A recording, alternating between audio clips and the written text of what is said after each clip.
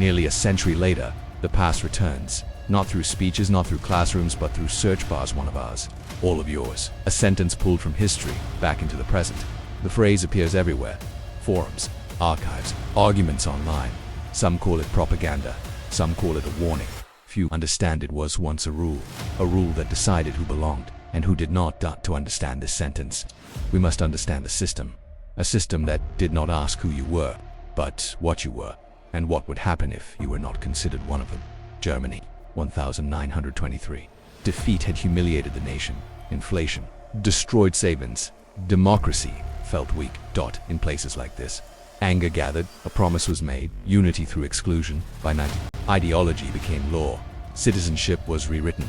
Belonging was no longer emotional, it was legal. Stamped, filed, enforced. The nation was reorganized on paper, but it was destroyed in reality.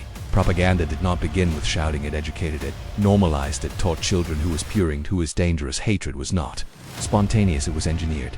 Identity was reduced to bloodlines. Grandparents examined, marriage records inspected, family trees dissected. One stamp could decide a future, Aryan or not. For some families, a certificate meant safety, relief, acceptance. For others, it meant silence, a quiet understanding that their lives had already changed forever. Human beings were ranked, measured, classified. At the top, the ideal. At the bottom, the disposable. This was not chaos, this was policy. January 1942, 15 men around a table, no shouting, no anger. Coffee cups and paperwork. Mass murder discussed as logistics. Cold, efficient, ordinary. Some children were taken to be saved, others taken to be erased. Hair color became the future. He fought for Germany in 1918, bled for it, earned its medals in 1938. None of it mattered. Belonging was temporary, exclusion was permanent, while governments calculated. Children wrote diaries, dreams confined to attics, hope reduced to pages. Some voices survived, most were erased. The same tracks carried soldiers to warrant, families to death. The war was being lost, but the system never slowed. Efficiency mattered more than victory. 6 million Jews, hundreds of thousands more, Roma, disabled, homosexuals, political opponents. These are not statistics, they were lives. Genocide did not begin with violence.